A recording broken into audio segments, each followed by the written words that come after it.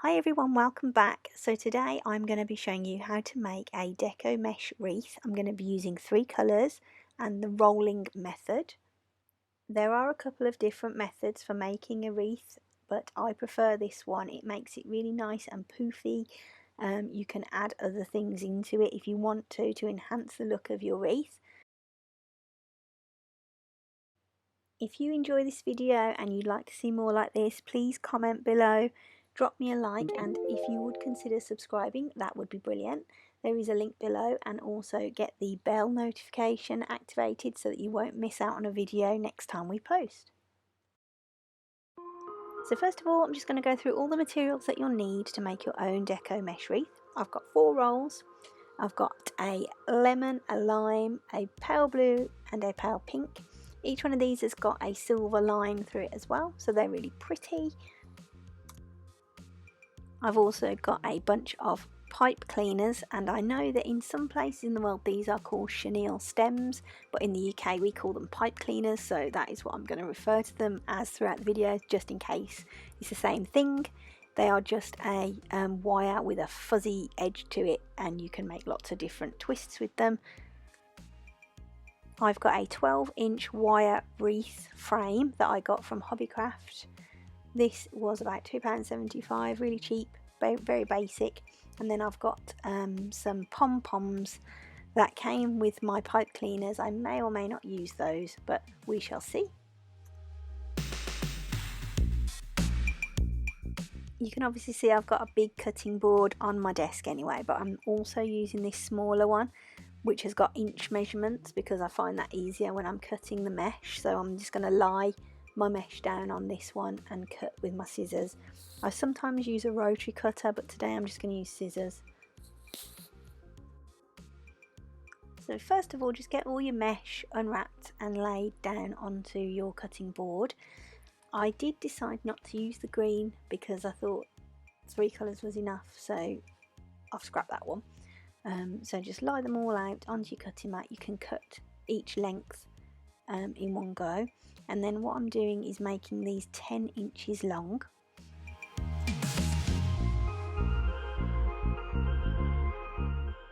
Just try and keep your cut as straight as possible, just to reduce the amount of fraying that you have on the edge of your mesh.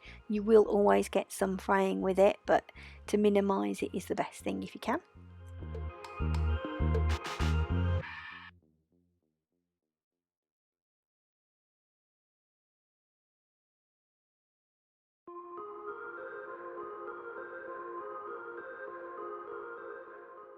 When I started, I wasn't sure how many lengths of mesh I was going to need to fill the whole wreath ring, so I started off by cutting 10 sets, and then I started to put those on. But you'll see that overall I used about 25 lengths, so if you're using a 12-inch wreath ring, you'll need 25 sets of your mesh.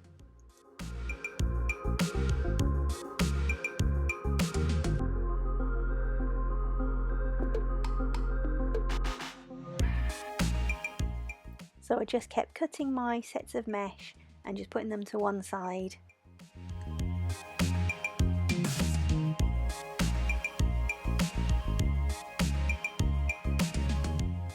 Now I'm going to start rolling my mesh sets so that they are ready to be put onto the wire ring. So all you need to do is grab it in the middle and roll it quite tightly until you get to the end, and then hold it in one hand and do the same with the other 2 colours.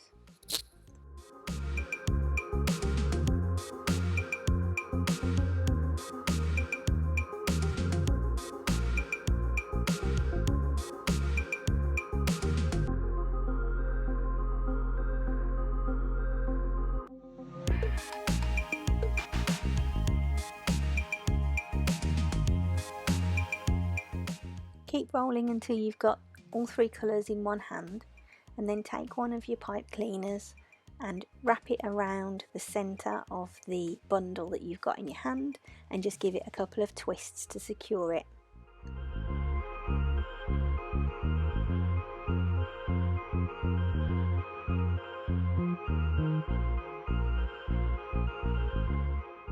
You can see that this bundle has the yellow mesh at the bottom and the pink on the top and the blue in the middle.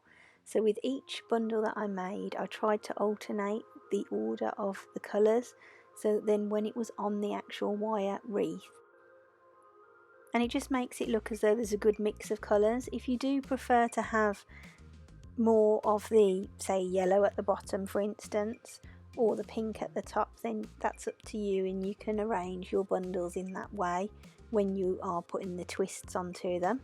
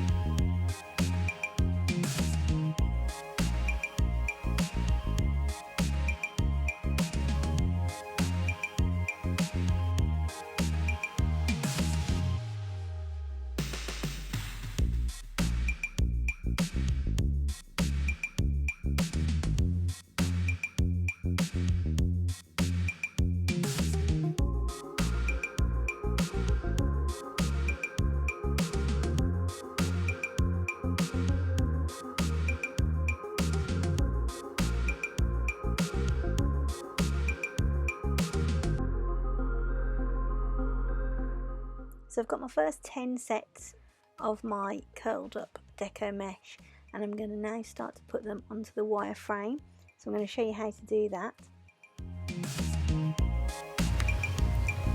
So I'm going to show you now how to put the bundles of deco mesh onto the wreath. I keep it upside down, and then what I'm going to do is work from the underneath and bring it through. So each one of your pipe cleaners is wrapped around your bundle, and all you need to do is put that onto your wire just like that, and then twist it a couple of times, and then alternate which ring you put your next bundle onto. So that one is the top one, so this one needs to go onto the inner one. And I've done the majority of the wreath now, so you can see that in a second. So this one goes down onto the bottom wire, and then I just give it a twist, and then we just need to tidy up the pipe cleaner ends, because otherwise they look a bit straggly. So what I'm going to do with that is just grab the pipe cleaner ends and give them a little twist together like this, and just move on to the next area and just grab that and give it a twist them all together, and then you can see where I've done it as I've gone along, so it's nice and neat on the back of the wreath. So I'm just going to keep going around the wire and twisting the pipe cleaners just to keep tidying those up.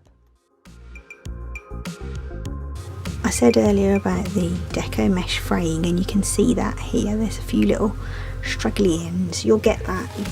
It's impossible not to.